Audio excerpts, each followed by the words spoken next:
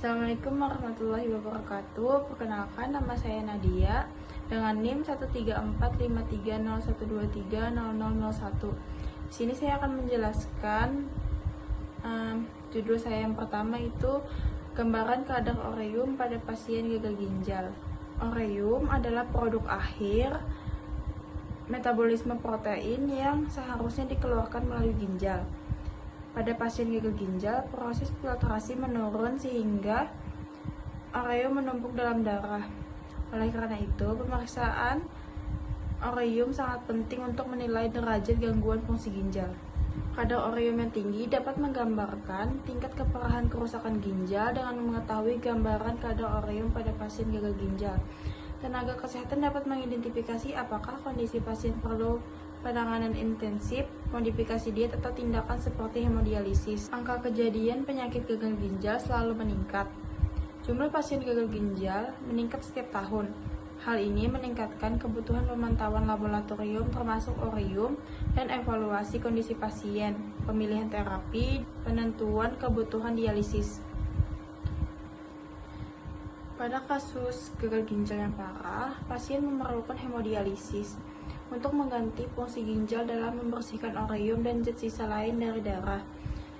Penanganan juga harus fokus pada penyebab gagal ginjal itu sendiri, seperti mengontrol hipertensi, diabetes, atau masalah ginjal lainnya. Ureum adalah indikator utama fungsi ginjal. Pada gagal ginjal, kemampuan filtrasi menurun sehingga ureum menumpuk dalam darah. Pemeriksaan ureum menjadi parameter penting untuk menilai derajat kerusakan ginjal. Kasus ginjal terus meningkat di fasilitas kesehatan termasuk rumah sakit umum daerah. Penelitian ini penting untuk mengetahui pola kadar ureum pada pasien lokal. Judul penelitian saya yang kedua itu adalah identifikasi telur cacing STH pada tanah petani. Penjelasannya itu, petani termasuk kelompok berisiko tinggi terpapar telur cacing STH karena sering kontak langsung dengan tanah yang berpotensi terkontaminasi. STH masih menjadi masalah kesehatan masyarakat di banyak wilayah, termasuk daerah pedesaan yang memiliki kebiasaan sanitasi terbatas. Tanah sebagai media penyebaran utama, sehingga identifikasi telur cacing pada tanah penting untuk mengetahui tingkat kontaminasi lingkungan. Judul penelitian saya yang ketiga itu adalah identifikasi Candida albicans pada siswi SMA.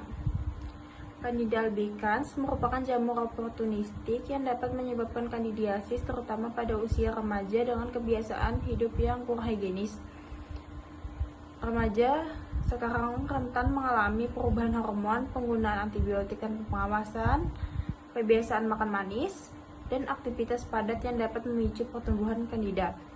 Minimnya dapat diprevalensi Candida albicans pada kelompok pelajar, sehingga penelitian ini memberikan gambaran nyata masalah jamur pada usia sekolah.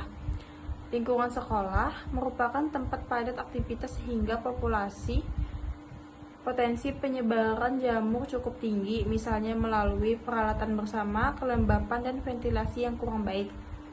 Sekian penjelasan dari saya mengenai 3 judul yang saya jelaskan. Mohon maaf jika ada kesalahan. Wassalamualaikum warahmatullahi wabarakatuh.